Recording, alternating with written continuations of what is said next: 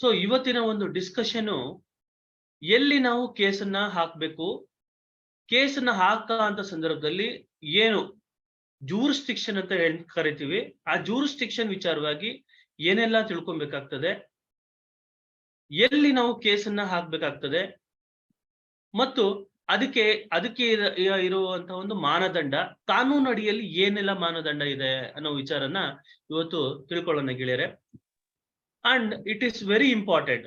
ಈ ಒಂದು ಏನು ಕಾನ್ಸೆಪ್ಟ್ ಇದೆ, ಏನು ಪ್ಲೇಸ್ ಆಫ್ ಸೂಯಿಂಗ್ ಅಂತ ಕರಿತೀವಿ, ಜೂರಿಸ್ಡಿಕ್ಷನ್ ಅಂತ ಕರಿತೀವಿ, ಸೊ ಇದು ತುಂಬಾ ಇಂಪಾರ್ಟೆಂಟ್. ಮತ್ತೆ ಕಾಸ್ ಆಫ್ ಆಕ್ಷನ್ ಅಂತ ಕರಿತೀವಿ. ಇದು ಸಿವಿಲ್ ನ್ಯಾಯಾಧೀಶರ ಒಂದು ಎಕ್ಸಾಮಿನೇಷನ್ಗೆ ತುಂಬಾ ಇಂಪಾರ್ಟೆಂಟ್ ಆಗಿರೋಂತ ಒಂದು ಕಾನ್ಸೆಪ್ಟ್. ಸಾಕಷ್ಟು ಸಾರಿ ಇದು ಕ್ವಶನ್ಸ್ ರಿಪೀಟ್ ಆಗಿದೆ. ಈ ನಿಟ್ಟಿನಲ್ಲಿ ಇವತ್ತು ಈ ಒಂದು ವಿಚಾರವನ್ನ ತಿಳ್ಕೊಳ್ಳೋಣ. ಒಬ್ಬ ವ್ಯಕ್ತಿ ಒಂದು ಪ್ರಾಪರ್ಟಿ ಎರಡು ಊರಿನಲ್ಲಿ ಇರ್ತದೆ ಅಂತ ತಿಳ್ಕೊಳ್ಳಿ.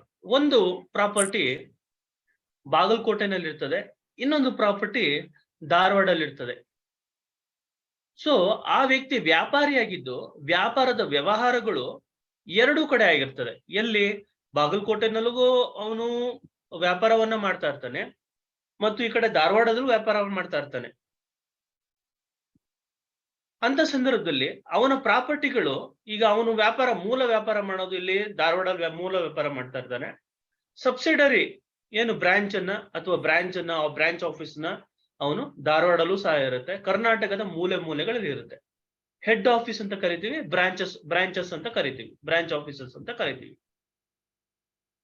ಸೊ ರಿಜಿಸ್ಟರ್ಡ್ ಅಂಡ್ ಇನ್ಕಾರ್ಪೊರೇಟೆಡ್ ಅನ್ನೋ ಪದ ಬಂದಂತ ಸಂದರ್ಭದಲ್ಲಿ, registered and incorporated at Bangalore and Bangalore having a head office, whereas the other branches are all across the Karnataka. And there are some properties which is located at Bellary, and the properties which are located at Mangalore, and some of the property which are located at Dharwad, and some properties and the major properties are which are located at Mangalore. So in that circumstances, if there is any issue pertaining to the jurisdiction, where to file the case, ಕೇಸನ್ನ ಎಲ್ಲಿ file ಮಾಡೋದು ಅನ್ನೋದು ಗೊಂದಲ ಶುರುವಾಗ್ತದೆ. ನಮ್ಮ ಒಂದು ಕಾನೂನಲ್ಲಿ ಏನು civil procedure code ನಲ್ಲಿ, ಸಿವಿಲ್ ಪ್ರಕ್ರಿಯಾ ಸಂಹಿತೆಯಲ್ಲಿ ಯಾವ ಕೋರ್ಟಿನಲ್ಲಿ ನಾವು ದಾವೆಯನ್ನ ಸಲ್ಲಿಸುವಂಥದ್ದು ಅನ್ನೋದು ಪ್ರಶ್ನೆ ಉಂಟಾದಾಗ, ಸಿವಿಲ್ ನ್ಯಾಯಾಧೀಶರಾಗಿ 26 ವರ್ಷದಿಂದ 28 ವರ್ಷದ ಯುವಕರು ಸಿವಿಲ್ ನ್ಯಾಯಾಧೀಶರಾಗಿರ್ತಾರೆ. ವಕೀಲರುಗಳು 60 ವರ್ಷ ಎಕ್ಸ್ಪೀರಿಯನ್ಸ್ ಇರ್ತದೆ, 40 ವರ್ಷ ಎಕ್ಸ್ಪೀರಿಯನ್ಸ್ ಇರ್ತದೆ. ಕೋರ್ಟ್ ಹಾಲಿಗೆ ಬರ್ತಾರೆ, ಕೋರ್ಟ್ ಹಾಲಿಗೆ ಬಂದು ನೋಡ್ತಾರೆ, ನ್ಯಾಯಾಧೀಶರು 26 ವರ್ಷದ ಹುಡುಗ ಒಬ್ಬ ನ್ಯಾಯಾಧೀಶನಾಗಿರ್ತಾನೆ. ಏನ್ ನಮ್ಮ ಒಂದು ನ್ಯಾಯ ತೀರ್ಮಾನಗೊಳ್ತಾನೆ. ನಾವು ಒಂದು ಕೆಲಸ ಮಾಡೋಣ, ನಮ್ಮ ಕೇಸನ್ನ ಏಕ್ದಮ್ ನಾವು ಡಿಸ್ಟ್ರಿಕ್ಟ್ ಕೋರ್ಟ್ ನಲ್ಲಿ ಹಾಕೋಣ, ಹೈಕೋರ್ಟ್ ನಲ್ಲಿ ಹಾಕ್ಬಿಡೋಣ. ಯಾಕೆಂದ್ರೆ ಹೈಕೋರ್ಟ್ ನಲ್ಲಿ ಹೆಚ್ಚು ಬುದ್ಧಿವಂತ ಇರ್ತಾರೆ, ಹೆಚ್ಚು ಒಂದು ಜ್ಞಾನ ಉಳ್ಳುವಂತ ಒಂದು ನ್ಯಾಯಾಧೀಶರು ಇರ್ತಾರೆ. ಅವರು ನ್ಯಾಯ ತೀರ್ಮಾನ ಮಾಡ್ಲಿ. ಎಷ್ಟು ಸಣ್ಣ ಹುಡುಗ ನಮ್ಮ ಒಂದು ತೀರ್ಪನ್ನ ಹೇಗೆ ನ್ಯಾಯ ತೀರ್ಮಾನ ಮಾಡ್ತಾನೆ ಅಂತ ಹೇಳಿ ನಾವು ಒಂದೇ ಸಲ ಒಂದು ಹೈಯರ್ ಒಂದು ಕೋರ್ಟ್ಗೆ ಹೋಗಿ ಕೇಸನ್ನ ದಾವೆಯನ್ನ ಹೂಡ್ಬೋದಾ ಅನ್ನೋದು ಒಂದು ಪ್ರಶ್ನೆ. ಪ್ರಾಪರ್ಟಿಯ ಮೌಲ್ಯ 1 ಕೋಟಿ ಆಗಿರ್ತದೆ. ಕೇವಲ 3 ಎಕರೆ 3 ಕೋಟಿ ರೂಪಾಯಿ ಆಗಿರ್ತದೆ. ಈ ನಿಟ್ಟಿನಲ್ಲಿ ಆ ಒಂದು ಪ್ರಾಪರ್ಟಿ ಕೋಲಾರದಲ್ಲಿರ್ತದೆ. ಆ ಒಂದು ಮಾಲೀಕರು ಬೆಂಗಳೂರಿನಲ್ಲಿ ವಾಸ ಮಾಡ್ತಾ ಇರ್ತಾರೆ. ಈ ನಿಟ್ಟಿನಲ್ಲಿ ಬೆಂಗಳೂರಿನಲ್ಲಿ ನಾವು ಕೇಸನ್ನ ಹಾಕ್ಬೋದಾ ಅನ್ನೋ ಪ್ರಶ್ನೆ ಉಂಟಾದಂತ ಸಂದರ್ಭದಲ್ಲಿ ನಾವು ಸಿವಿಲ್ ಪ್ರೊಸೀಜರ್ ಕೋಡಿನ ಕೆಲವೊಂದು ಸೆಕ್ಷನ್ ಗಳನ್ನ ನೆನಪಲ್ಲಿ ಇಟ್ಕೊಬೇಕಾಗ್ತದೆ ಮತ್ತು ಯಾವ ಕೋರ್ಟ್ ನಲ್ಲಿ ನಾವು ದಾವೆಯನ್ನ ಹೂಡ್ಬೇಕು ಅನ್ನೋದನ್ನ ಮೊದಲು ಮನಗೊಳ್ಬೇಕಾಗ್ತದೆ.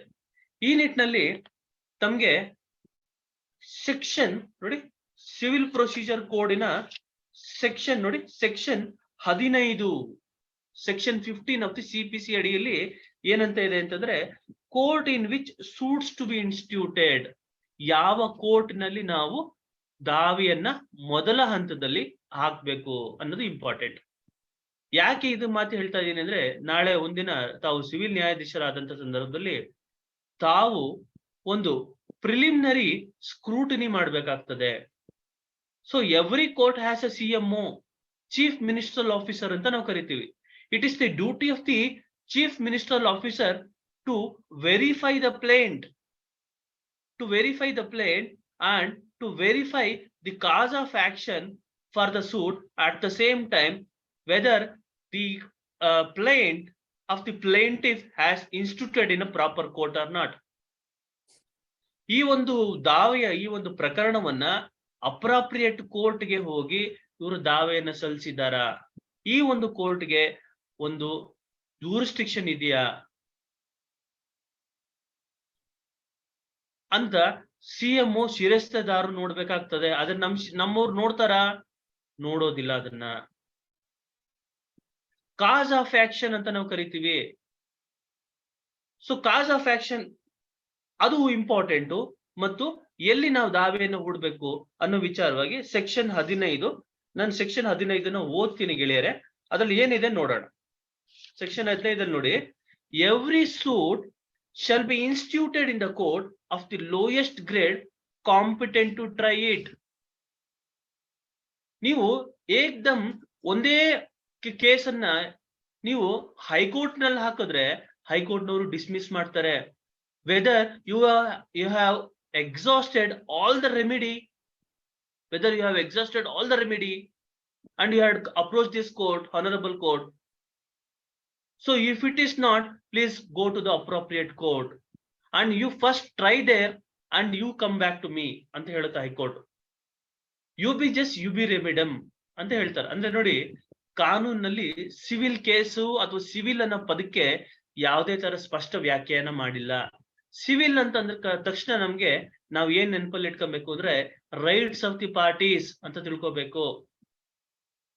whenever your right is being infringed, there you will get the remedy. ಯು ಬಿ ರೆಮಿಡಿಯಂ ಅಂತ ನಾವು ಕರಿತೀವಿ. ಎಲ್ಲಿ ರೈಟ್ ಇರ್ತದೆ ಅಲ್ಲಿ ರೆಮಿಡಿ ಇರ್ತದೆ. If you are having right, I will fight for you ಅಂತ ಒಬ್ಬ ಲಾಯರ್, ನೋಡಪ್ಪ ನಿನಗೆ ರೈಟ್ಸ್ ಇದೆಯಾ, I am going to fight for you. If you do not have any right and if you do not have any cause of action, proper cause of action, then I cannot able to file the suit. If I want to file the suit, I have to go from a lower stratum. Society ಇಲ್ಲಿ ಹಂತ ಅಂತ ಇರ್ತದೆ, hierarchy ಇರ್ತದೆ. Hierarchy of the courts ಅಂತ ಇರ್ತದೆ. Classification of courts ಅಂತ ತಗೊಂಡ್ರೆ ಮೊದಲನೇ ಹಂತದಲ್ಲಿ ನೀವು ನ್ಯಾಯಾಧೀಶರಾಗಿ ಹೋಗಿ ಆ ಒಂದು ಹುದ್ದೆನ ಅಲಂಕರಿಸಿದಾಗ ನಿಮ್ಮನ್ನ ನಾವು ಸಿವಿಲ್ ಜಡ್ಜ್ ಅಂತ ಕರಿತೀವಿ. ಜೂನಿಯರ್ ಡಿವಿಷನ್ ಅಂತ ಅನ್ಬಾರ್ದು. ಈಗ ಸಿವಿಲ್ ಜಡ್ಜ್ ಜೂನಿಯರ್ ಡಿವಿಷನ್ ಅನ್ಬಾರ್ದು, ಸಿವಿಲ್ ಜಡ್ಜ್ ಅಂತ ಕರಿಬೇಕಾಗುತ್ತೆ. ಸಿವಿಲ್ ಜಡ್ಜ್ ಕೋರ್ಟ್ ಅಂತ ನಾವು ಕರಿತೀವಿ. ಸಿವಿಲ್ ಜಡ್ಜ್ ಕೋರ್ಟ್ ಆದ ನಂತರ ನಾವು ಸೀನಿಯರ್ ಸಿವಿಲ್ ಜಡ್ಜ್ ಕೋರ್ಟ್ ಅಂತ ಕರಿತೀವಿ, ಅಂಡ್ JMFC ಅಂತಾನು ಕರಿತೀವಿ. ಸೊ ಸೀನಿಯರ್ ಸಿವಿಲ್ ಜಡ್ಜ್ ಆಯ್ತು, ಸಿವಿಲ್ ಜಡ್ಜ್ ಆಯ್ತು, ಸೀನಿಯರ್ ಸಿವಿಲ್ ಜಡ್ಜ್ ಆಯ್ತು, ಮತ್ತು ಅಡಿಷನಲ್ ಅಥವಾ ಅಸಿಸ್ಟೆಂಟ್ ಸೆಷನ್ ಕೋರ್ಟ್ ಅಥವಾ ಡಿಸ್ಟ್ರಿಕ್ಟ್ ಸಿವಿಲ್ ಕೋರ್ಟ್ ಅಂತ ಕರಿತೀವಿ. ಸಿಟಿ ಸಿವಿಲ್ ಕೋರ್ಟ್ ಅಥವಾ ಡಿಸ್ಟ್ರಿಕ್ಟ್ ಸಿವಿಲ್ ಕೋರ್ಟ್ ಅಂತ ಕರಿತೀವಿ. ಡಿಸ್ಟ್ರಿಕ್ಟ್ ಕೋರ್ಟ್ಸ್ ಅಂತ ಕರಿತೀವಿ. ಡಿಸ್ಟ್ರಿಕ್ಟ್ ಕೋರ್ಟ್ಗಳು ಇರ್ತದೆ, ತದನಂತರ ಹೈಕೋರ್ಟ್ ಇರುತ್ತೆ, ತದನಂತರ ಸುಪ್ರೀಂ ಕೋರ್ಟ್ ಇರ್ತದೆ. ಇಲ್ಲಿ ಏನಂತ ಹೇಳ್ತಾರೆ ಅಂದ್ರೆ ಸೆಕ್ಷನ್ 15ರಲ್ಲಿ ಸೆಕ್ಷನ್ 15 ತುಂಬಾ ಇಂಪಾರ್ಟೆಂಟ್. ಪ್ಲೇಸ್ ಆಫ್ ಸೂಯಿಂಗ್ ಅಂತ ನಿಮ್ಗೆ ಪ್ರಶ್ನೆ ಬರುತ್ತೆ. I am going to show you the important questions which are being asked in the previous years. I am going to share that. So are you seeing this? ಕಾಣಿಸ್ತಾ ಇದೆಯಲ್ಲ? 1993 ಇಂದ 2020 ವರೆಗೂ ಈ ಪ್ರಶ್ನೆಗಳನ್ನ ಕೇಳಿದ್ದಾರೆ ನೋಡಿ. Write short notes. ನಿಮ್ಗೆ ಲಾ paper 1 ಅಲ್ಲಿ CPC ಅಂತ ಇದ್ದು, ಆ CPC ಅಲ್ಲಿ ಇಷ್ಟು ಪ್ರಶ್ನೆಗಳು ಕೇಳಿದ್ದಾರೆ. ಸೊ ಅದರಲ್ಲಿ ನಿಮ್ಗೆ I am going to show the relevance of the topic today. ನೋಡಿ, write short notes on any two of the following subjects, grounds for rejection of plaint. ನೋಡಿ, write short notes on any two of the following subjects ಅಂದಾಗ ಇಲ್ಲಿ grounds for rejection of plaint ಅಂತ ಹೇಳಿದ್ದಾರೆ. ಯಾವ ಒಂದು ground ಅಲ್ಲಿ rejection ಆ plaint ಅಂತಂದ್ರೆ ದಾವಾ ಪತ್ರ ಅಂತ ನಾವು ಕರಿತೀವಿ. ದಾವಾ ಪತ್ರ ಅಂದ್ರೆ ಏನು? ಒಬ್ಬ ನಾನು ಕೇಸ್ ಹಾಕ್ಬೇಕು ಅಂತಂದ್ರೆ ಅವನು ಒಂದು ಫ್ಯಾಕ್ಟ್ಸ್ ಆಫ್ ದಿ ಕೇಸನ್ನ ಬರೀತಾನೆ, ಆ ಬರೆದು ಒಂದು ಅರ್ಜಿಯನ್ನ ಕೊಡ್ತಾನೆ. ಆ ಅರ್ಜಿನ ನಾವು ಕರಿತೀವಿ ಪ್ಲೈಂಟ್ ಅಂತ ಕರಿತೀವಿ. ಆ ಪ್ಲೈಂಟ್ ಅನ್ನ ಯಾವಾಗ ರಿಜೆಕ್ಟ್ ಮಾಡ್ಬೋದು ಅಂತಂದ್ರೆ ಜೂರಿಸ್ಟಿಕ್ಷನ್ ವಿಚಾರದಲ್ಲಿ ರಿಜೆಕ್ಟ್ ಮಾಡಬಹುದು. ಜೂರಿಸ್ಟಿಕ್ಷನ್ ಅಲ್ಲಿ ಎಷ್ಟೆಲ್ಲ ಜೂರಿಸ್ಟಿಕ್ಷನ್ ಇದೆ ಅನ್ನೋದನ್ನ ನಾವು ತಿಳ್ಕೊಳ್ಳೋಣ ಮುಂದೆ. ನೋಡಿ ಇಲ್ಲಿ ರೆಸ್ ಜುಡಿಕೇಟ ಅಂತ ಇದೆ, ರೆಪ್ರೆಸೆಂಟೇಟಿವ್ ಸೂಟ್ ಅಂತ ಇದೆ. Particular shall be contained in plaint. Explain the special requirements in plaint relating to money suit, representative suit in respect of an immovable property. ಇಲ್ಲಿ contains of are the contents of plaint ಅಂತ ನಾವು ಕರಿತೀವಿ, ಅಥವಾ ingredients of plaint ಅಂತ ನಾವು ಕರಿತೀವಿ. ಅಂದ್ರೆ plaint ಅಂತ ಅಂದ್ರೆ ದಾವಾ ಪತ್ರದಲ್ಲಿ ಯಾವ್ಯಾವೆಲ್ಲ ಪಾಯಿಂಟ್ಸ್ ಗಳು ಮೆನ್ಷನ್ ಆಗಿರ್ಬೇಕು ಅಂತ ಬಂದಾಗ ಕಾಸ್ ಆಫ್ ಆಕ್ಷನ್ ಒಂದು ಮತ್ತು ಜೂರಿಸ್ಟಿಕ್ಷನ್ ಪಾಯಿಂಟ್ ಒಂದು. ರಿಜೆಕ್ಷನ್ ಆಫ್ ಪ್ಲೇಂಟ್ ಅನ್ನ ನಾನು ಓದ್ ಕ್ಲಾಸಲ್ಲಿ ಬೋಗಸ್ ಲಿಟಿಗೇಷನ್ ಅನ್ನೋ ವಿಚಾರದಲ್ಲಿ ಹೇಳಿದ್ದೆ ನಿಮ್ಗೆ. ಸೊ ಯಾವ ಒಂದು ಬೋಗಸ್ ಲಿಟಿಗೇಷನ್ ನಾವು ರಿಜೆಕ್ಟ್ ಮಾಡಲ್ ಸಂದರ್ಭದಲ್ಲಿ ಜೂರಿಸ್ಟಿಕ್ಷನ್ ವಿಚಾರದಲ್ಲೂ ರಿಜೆಕ್ಟ್ ಮಾಡಬಹುದು, ಕಾಸ್ ಆಫ್ ಆಕ್ಷನ್ ಅಲ್ಲೂ ರಿಜೆಕ್ಟ್ ಮಾಡಬಹುದು ಅಂತ ಹೇಳಿ. ಸೊ ನಮ್ ವಕೀಲರು, ಸೀನಿಯರ್ ವಕೀಲರು ಏನ್ ಮಾಡ್ತಾರೆ, ಆ ದಾವ ಪತ್ರವನ್ನ, ಆ ಪ್ಲೇಂಟ್ ಅನ್ನ ರೆಡಿ ಮಾಡ್ತಾರೆ, ಪ್ರಿಪೇರ್ ಮಾಡಿದಂತ ಸಂದರ್ಭದಲ್ಲಿ ಅರ್ಜೆಂಟ್ ಅಲ್ಲಿ ಕಟ್ ಅಂಡ್ ಕಾಪಿ ಪೇಸ್ಟ್ ಮಾಡೋ ಸಂದರ್ಭದಲ್ಲಿ ಜೂರಿಸ್ಟಿಕ್ಷನ್ ಅನ್ನೋದ ಸಪರೇಟ್ ಕಾಲಮ್ ಅನ್ನ ಮಾಡ್ಬೇಕು, ಅದನ್ನ ಬಿಟ್ಟು ಬಿಡ್ತಾರೆ ಅಂತ ತಿಳ್ಕೊಳ್ಳಿ. ಅಂತ ಸಂದರ್ಭದಲ್ಲಿ ಒಬ್ಬ ನ್ಯಾಯಾಧೀಶ ಅನ್ನೋದನ್ನು ಆ ಜೂರಿಸ್ಟಿಕ್ಷನ್ ಎಲ್ರಿ ಇದೆ, ಆಪೋಸಿಟ್ ಪಾರ್ಟಿಯನ್ನು ಡಿಫೆಂಡೆಂಟ್ ಒಂದು ರಿಜೆಕ್ಷನ್ ಆಫ್ ಪ್ಲೇಂಟ್ಗೆ ಒಂದು ಅಪ್ಲಿಕೇಶನ್ ಹಾಕೊಂತಾನೆ. ಆರ್ಡರ್ 7 ರೂಲ್ 11 ಅಲ್ಲಿ ಒಂದು ಅಪ್ಲಿಕೇಶನ್ ಹಾಕೊಂಡು ಸ್ವಾಮಿ ರಿಜೆಕ್ಟ್ ಮಾಡಿ ಕಾಸ್ ಆಫ್ ಆಕ್ಷನ್ ತೋರಿಸಿಲ್ಲ ಅಂದಾಗ judge has to go through the entire plaint and has to make out the facts which are very important, which shows the cause of action and the jurisdiction.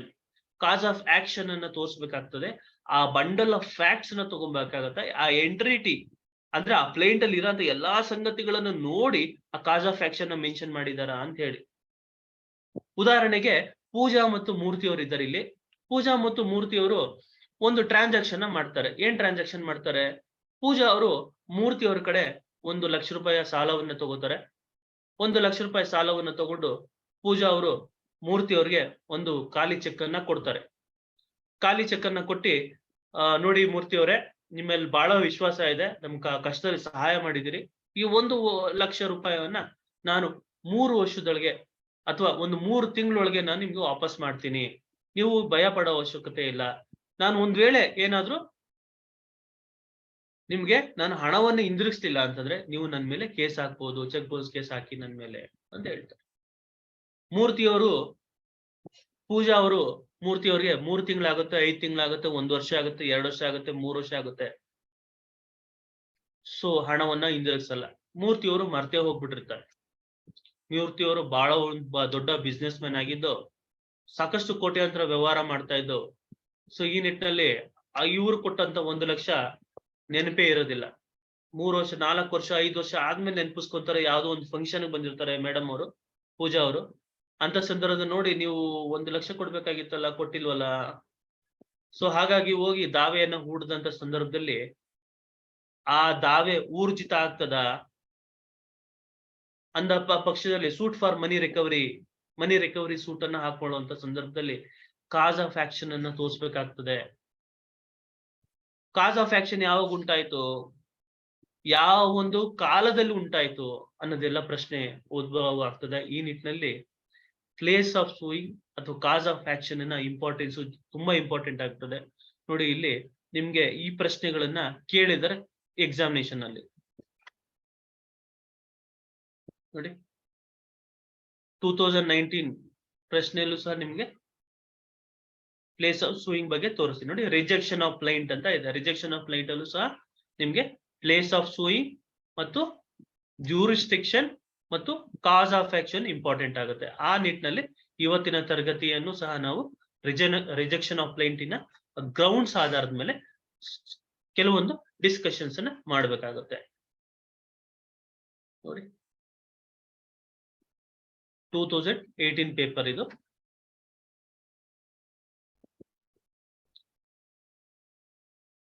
Hope that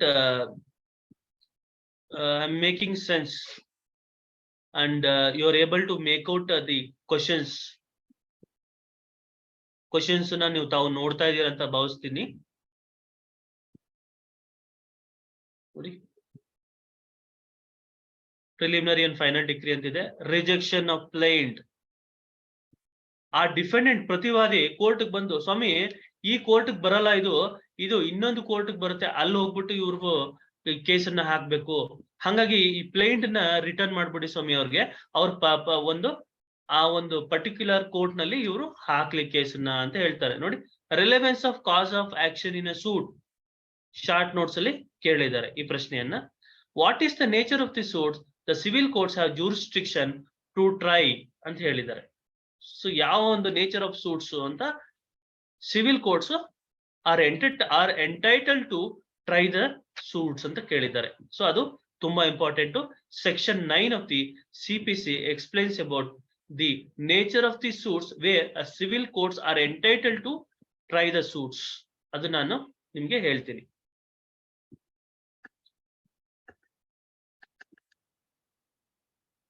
ನೋಡಿ, who is a necessary party and a proper party to the suit. ಇಲ್ಲಿ necessary party ಅಂದ್ರೆ ಯಾರು, proper party ಅಂದ್ರೆ ಯಾರು? Partition suit ನಲ್ಲಿ ಎಲ್ಲಾ ದಾಯಾದಿಗಳನ್ನ ಹೆಸರುಗಳನ್ನ ಬರೀಲೇಬೇಕಾ ಅಂದ್ರೆ ಬರೀಲೇಬೇಕು. ಯಾಕೆ ಬರಿಬೇಕು ಅಂತಂದ್ರೆ ಆ ನ್ಯಾಯಾಧೀಶರು ಕೊಟ್ಟಂತ ತೀರ್ಪು ಅವ್ರ ಮೇಲೂ ಸಹ ಪರಿಣಾಮ ಬೀಳುತ್ತೆ. Consequences will be made upon the legal representatives as well. So hence they are also to be implemented as the party considered to be a necessary party. What is meant by proper party? Proper party ಅಂತಂದ್ರೆ ಏನು? Proper party ಅಂತಂದ್ರೆ, proper ಅಂತಂದ್ರೆ ಒಂದು ನಿಗದಿತವಾದಂತ party. ಅವ್ರು ಬೇಕೇ ಬೇಕಾಗ್ತಾರೆ proper party. ಅವ್ರದ್ದು transaction ಆಗಿರೋದ್ರಿಂದ is a proper party to the suit. ನೋಡಿ, ಪ್ಲೀಡಿಂಗ್ ಅಲ್ಲಿ ಏನ್ ಬೇಕು ಅಂತ ಕೇಳ್ತಾರೆ, ಕಾಸ್ ಆಫ್ ಆಕ್ಷನ್ ಬೇಕು, ಜೂರಿಸ್ಡಿಕ್ಷನ್ ಬೇಕು. ನೋಡಿ, ಅದು what the pleading shall contains, principles of pleadings ಅಲ್ಲಿ ನಾವು ಅದನ್ನ ನೋಡ್ತೀವಿ. When can a plaint be rejected? ನೋಡಿ, ಸೇಮ್ ನಿಮ್ಗೆ ಕೇಳಿದ್ದಾರೆ, ಪ್ರಶ್ನೆ ಕೇಳಿದ್ದಾರೆ. ನೋಡಿ, ಸಾಕಷ್ಟು ಸಾರಿ ಈ ಒಂದು ಕ್ವಶನ್ ರಿಪೀಟ್ ಆಗಿದೆ. ನೋಡಿ, silent features of plaint and return statement ಅಂತ ಕೇಳ್ತಾರೆ. ನೋಡಿ, basic ingredients of the pleadings ಅಂತ ಕೇಳ್ತಾರೆ. ಸೊ ಅವಾಗ್ಲೂ ಸಹ ನಾವು ಅದನ್ನ ಬರಿಬೇಕಾಗ್ತದೆ, ಬರಿಬೇಕು.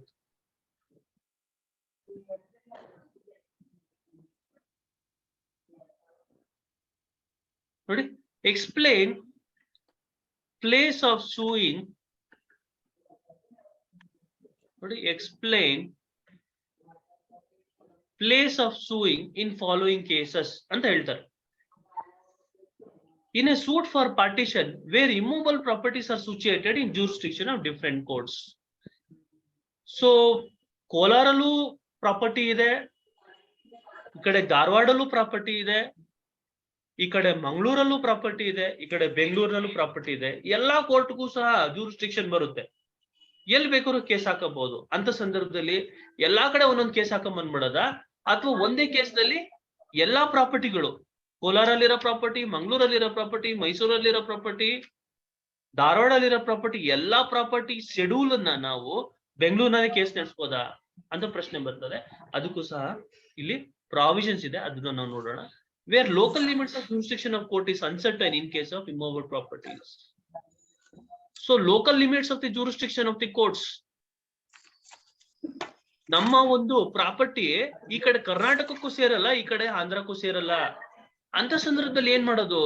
ನೋಡಿ, ನಾನು ತುಮಕೂರು ಜಿಲ್ಲೆ ವ್ಯಕ್ತಿಯಾಗಿದ್ದು, ತುಮಕೂರಿನ ಪಕ್ಕ ಒಂದು ಊರು, ಆ ತುಮಕೂರು ಜಿಲ್ಲೆಗೆ ಸೇರಂತದಂತ ಊರು. ಯಾವ ಊರು ಅಂತ ಬಂದಾಗ ಪಾವಗಡ ಅಂತ ಒಂದಿದೆ. ಅದು ಪಾವಗಡ ಇಟ್ಸ್ ಅವಾಗ ಮುಂಚೆ ನಕ್ಸಲೈಟ್ ಏರಿಯಾಗಳು ಅಂತ ಹೇಳ್ತಾ ಇದ್ರು. ಸೊ ಆ ಪಾವಗಡದಿಂದ ಇನ್ನ ಮುಂದಕ್ಕೆ ಹೋದ್ರೆ ಒಂದು ಮಡಕ್ಷಿರ ಅಂತ ಒಂದು ಬರುತ್ತೆ. ನಾನು ಆ ಮಡಕ್ಷಿರ ಅಂತಂದ್ರೆ, ಆ ಮಡಕ್ಷಿರ ಅಥವಾ ಅಲ್ಲಿ ಆ ಮಡಕ್ಷಿರ ಅನ್ನೋದು ಆಂಧ್ರ ಬಾರ್ಡರ್ ಇದೆ, ಆಂಧ್ರ ಮತ್ತು ಕರ್ನಾಟಕ ಬಾರ್ಡರ್ ಇದೆ, ಅದು ಆಂಧ್ರಕ್ಕೆ ಸೇರಿದೆ. ಆದ್ರೆ ನಾನ್ ಪಾವಗಡಕ್ ಬರ್ಬೇಕು ಅಂತಂದ್ರೆ ಮಡಕ್ಷಿರನ ಕ್ರಾಸ್ ಮಾಡ್ಬಿಟ್ಟೆ ಬರ್ಬೇಕು, ನಾನು ಕ್ರಾಸ್ ಮಾಡ್ಬಿಟ್ಟೆ ಬರ್ಬೇಕು. ಇಲ್ಲಿ ನನ್ನ ಪ್ರಾಪರ್ಟಿ ಪಾವಗಡದಲ್ಲೂ ಇದೆ, ಮಡಕ್ಷಿರದಲ್ಲೂ ಇದೆ. ಅಂತ ಸಂದರ್ಭದಲ್ಲಿ ನಾನು ಎಲ್ಲಿ ದಾವೆಯನ್ನ ಹಾಕ್ಬೇಕು ಅನ್ನೋ ಕನ್ಫ್ಯೂಷನ್ ಅಲ್ಲಿ ಇದ್ದಾಗ ನಾನು ಪಾವಗಡದಲ್ಲಿ ಸೂಟನ್ನ ಹಾಕ್ಬೇಕಾಗತ್ತೆ. ಸೂಟನ್ನ ಹಾಕಿ ನಾನು ಏನು ಆ ಕೋರ್ಟ್ಗೆ, ಆ ಒಂದು ನ್ಯಾಯಾಲಯಕ್ಕೆ ಸ್ಪಷ್ಟೀಕರಿಸಬೇಕಾಗ್ತದೆ. ಯಾಕೆ ಅಂತಂದ್ರೆ ಅದು ಅನ್ಸರ್ಟಿನಿಟಿ ಇದೆ. ಹಂಗೆ ದಾವೆ ನಡೆಸಿ ಅಂತ ಇರುತ್ತೆ. ಸೊ ನಾನು ದಾವೆಯನ್ನ ಹಾಕ್ತೀನಿ. ದಾವೆಯನ್ನ ಹಾಕಿದ್ಮೇಲೆ ಆ ಒಂದು ಸಮನ್ಸ್ನ ಆ ಡಿಫೆಂಡೆಂಟ್ ಅಂದ್ರೆ ಪ್ರತಿವಾದಿಗಳು ಕಳಿಸ್ತಾರೆ. ಪ್ರತಿವಾದಿ ಬರ್ತಾನೆ. ಪ್ರತಿವಾದಿ ಬಂದ್ಬಿಟ್ಟು ಕೇಸನ್ನ ಪಾವಗಡದಲ್ಲಿ ನಡೆಸ್ತಾನೆ ಇರ್ತಾನೆ.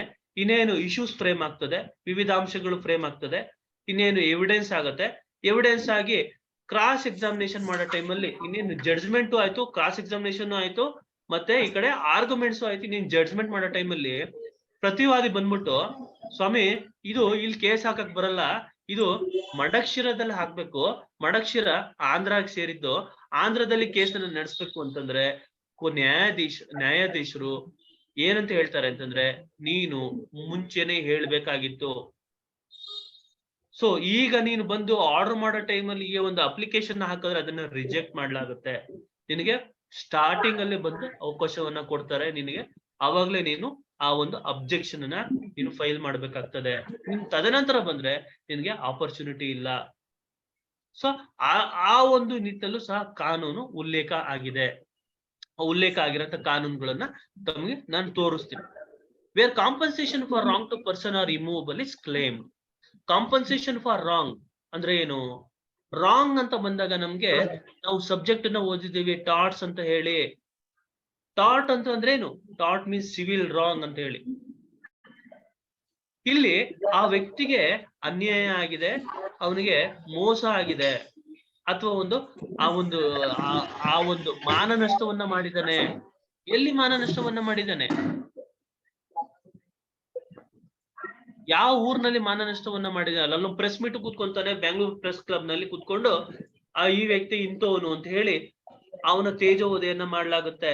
ಆ ಸಂದರ್ಭದಲ್ಲಿ ಕಾಂಪನ್ಸೇಷನ್ ಕೇಸನ್ನ, ಸೂಟ್ ಫಾರ್ ಕಾಂಪನ್ಸೇಷನ್ ನಾವು ಬೆಂಗಳೂರಿನಲ್ಲಿ ಹಾಕದ ಅಥವಾ ಆ ವ್ಯಕ್ತಿ ವಾಸ ಮಾಡುತ್ತಾ ಇರೋ ಸ್ಥಳದಲ್ಲಿ ಹಾಕದ ಅನ್ನೋದು ಪ್ರಶ್ನೆ ಉಂಟಾಗುತ್ತೆ. ಯಾವಾಗ ಡಿಫೆಂಡೆಂಟ್ ಕಾರ್ಪೊರೇಷನ್ ಇಸ್ ನೋಡಿ, where defendant corporation is having a principal and subordinate officers at different places. ನಾನು ಹೇಳ್ದೆ ಡಿಫೆಂಡೆಂಟ್ ಕಾರ್ಪೊರೇಷನ್ಸ್. ಈಗ plaintiff corporation is different, where defendant corporation is different. ವ್ಯವಹಾರವನ್ನ ಮಾಡ್ತಾ ಇರೋಂಥ ಸಂದರ್ಭದಲ್ಲಿ ಪ್ರಿನ್ಸಿಪಲ್ ಆಫೀಸು ಎಲ್ಲಿರ್ತದೆ? ಡೆಲ್ಲಿಲಿ ಇರ್ತದೆ. ಬ್ರಾಂಚ್ ಆಫೀಸ್ಗಳು ಬೆಂಗಳೂರಿನಲ್ಲೂ ಇರ್ತದೆ. ನಾನು ಹೋಗಿ ಮೆಟೀರಿಯಲ್ ತಗೊಂಡಂತ ಒಂದು ಆ ಒಂದು ಸಿಮೆಂಟ್ ಚೀಲ, ಆ ಸಿಮೆಂಟ್ ಏನದು ಸಬ್ಸ್ಟ್ಯಾಂಡರ್ಡ್ ಕ್ವಾಲಿಟಿ ಸಿಮೆಂಟ್ ಆಗಿರ್ತದೆ. ಟಿವಿನಲ್ಲಿ ಅಡ್ವರ್ಟೈಸ್ಮೆಂಟ್ ತೋರಿಸ್ತಾ ಇರ್ತಾರೆ, ಇದು 100 years ಬಾಳುತ್ತೆ. ಈ ಒಂದು ಸ್ಟೀಲ್ ಬಹಳ ಒಂದು ಉತ್ತಮವಾದ ಕ್ವಾಲಿಟಿ ಇದೆ ಅಂತ ಹೇಳ್ತಾರೆ. ಸೊ 1 ವರ್ಷ ಮನೆ ಕಟ್ಟಿದ್ದಂಗೆ ಅದು ಕೊಲಾಪ್ಸ್ ಆಗ್ಬಿಡುತ್ತೆ. ಅಂತ ಸಂದರ್ಭದಲ್ಲಿ ಆ ಒಂದು ಡಿಫೆಂಡೆಂಟ್ ಕಾರ್ಪೊರೇಷನ್ ಇರೋದು ಡೆಲ್ಲಿಲಿ ಇರ್ತದೆ. ನಾನು ಡೆಲ್ಲಿಗೆ ಆಗ್ಲಿಕ್ಕಾಗಲ್ಲ. ಮದ್ವೆ ಮಾಡ್ಕೊಂತೀನಿ, ಇಬ್ರು ಸಾಫ್ಟ್ವೇರ್ ಇಂಜಿನಿಯರ್ಸ್ ಬೆಂಗಳೂರಿನಲ್ಲಿ ಪ್ರೀತಿ ಮಾಡಿ ಮದ್ವೆ ಮಾಡ್ಕೊಂತಾರೆ, ರಿಜಿಸ್ಟ್ರೇಷನ್ ಮಾಡ್ಕೊಂತಾರೆ ಬೆಂಗಳೂರಿನಲ್ಲಿ. ಆದ್ರೆ ಅವ್ರು ಮೂಲತಃ ಒಬ್ರು ಬಿಹಾರ್ ಕಡೆಯವರು, ಇನ್ನೊಬ್ರು ಕೋಲ್ಕತ್ತಾ ಕಡೆಯವರು. ಅಂತ ಸಂದರ್ಭದಲ್ಲಿ ಆ ಗಂಡ ಏನ್ ಮಾಡ್ತಾನೆ, ಅವನ ಕೆಲಸದ ನಿಮಿತ್ತವಾಗಿ ಡೆಲ್ಲಿಗೆ ಹೋಗ್ಬಿಡ್ತಾನೆ. ಇವ್ರು ಬೆಂಗಳೂರಿನಲ್ಲಿ ಉಳ್ಕೊಂಡ್ಬಿಡ್ತಾಳೆ ಹುಡುಗಿ. ಸೊ ಹುಡುಗಿ ಬೆಂಗಳೂರಿನಲ್ಲಿ ಉಳ್ಕೊಂತಾಳೆ. ಸೊ ಹುಡುಗಿ ಅಚಾನಕ್ ಆಗಿ ಬಿಟ್ಟೋದಂತ ಸಂದರ್ಭದಲ್ಲಿ ಕೇಸಿನ ದಾವೆಯನ್ನ ಎಲ್ಲಿ ಹೂಡೋದು? ಡೆಲ್ಲಿಯಲ್ಲಿ ಹೂಡೋದ ಅಥವಾ ಬೆಂಗಳೂರಿನಲ್ಲಿ ಕೇಸನ್ನ ಹಾಕುವಂತದ್ದ? ಯಾವ ಕೇಸನ್ನ ಹಾಕುವಂತದ್ದು? ರೆಸ್ಟಿಟ್ಯೂಷನ್ ಆಫ್ ಕಾಂಜುಗಲ್ ರೈಟ್ಸ್ ಅಲ್ಲಿ ಸೆಕ್ಷನ್ 9 ಅಡಿಯಲ್ಲಿ ಹಾಕುವಂತದ್ದು. ಅಥವಾ ಹುಡುಗಿಗೆ ಆ ವ್ಯಕ್ತಿನೇ ಬೇಡ, ನಾನು ಡಿವೋರ್ಸ್ ಅನ್ನ ಫೈಲ್ ಮಾಡ್ಬೇಕು ಅಂತ ಇದ್ದು, ಡಿವೋರ್ಸ್ ಅನ್ನ ಎಲ್ಲಿ ಫೈಲ್ ಮಾಡ್ಬೇಕು? ಡೆಲ್ಲಿಲಿ ಫೈಲ್ ಮಾಡ್ಬೇಕಾ? ತನ್ನ ಊರಾದಂತ ಕೋಲ್ಕತ್ತಾದಲ್ಲಿ ಫೈಲ್ ಮಾಡ್ಬೇಕಾ? ಅಥವಾ ಬ್ಯಾಂಗ್ಳೂರ್ನಲ್ಲಿ ಫೈಲ್ ಮಾಡ್ಬೇಕಾ ಅಂತ ಬಂದಾಗ ಸಹ ಇಲ್ಲಿ ನಾವು ಎಲ್ಲಿ ಆ ವ್ಯಕ್ತಿ ಅದನ್ನು ಸಹ ಒಂದು ಕಾನೂನಡಿಯಲ್ಲಿ ಆ ಒಂದು ಮಹಿಳೆ ಆ ಒಂದು ಅನುಕೂಲಕ್ಕೋಸ್ಕರ ಎಲ್ಲಿ ಆ ಮಹಿಳೆ ವಾಸಿಸ್ತಾ ಇರ್ತಾಳೆ ಅಲ್ಲನ್ನ ಹಾಕ್ಬೇಕು. ಅಲ್ಲಿ ನಾವು ಈ ಜೂರಿಸ್ಟಿಕ್ಷನ್ ಅಂತ ಬಂದಾಗ ಕೆಲವೊಂದು ಎಕ್ಸೆಪ್ಷನ್ಸ್ ಗಳನ್ನ ಹೇಳಿದ್ದಾರೆ. ಯಾವ ಸಂದರ್ಭದಲ್ಲಿ ಎಕ್ಸೆಪ್ಷನ್ಸ್ ಗಳು ಜೂರಿಸ್ಟಿಕ್ಷನ್ ಅಲ್ಲಿ ಇದಾವೆ, ಅದರಲ್ಲಿ ಒಂದು ಮ್ಯಾರಿಟಲ್ ಎಕ್ಸೆಪ್ಷನ್ ಸಹ ಒಂದಾಗಿರ್ತದೆ. ಮನಿ ಸೂಟ್ ಅನ್ನ ಎಲ್ಲಿ ಹಾಕ್ಬೇಕು ನೋಡಿ, ಇದನ್ನು ಸಹ ಇದೆ ಮನಿ ಸೂಟ್. ಸೊ ಇದು the relevance and the importance of learning the concept, right?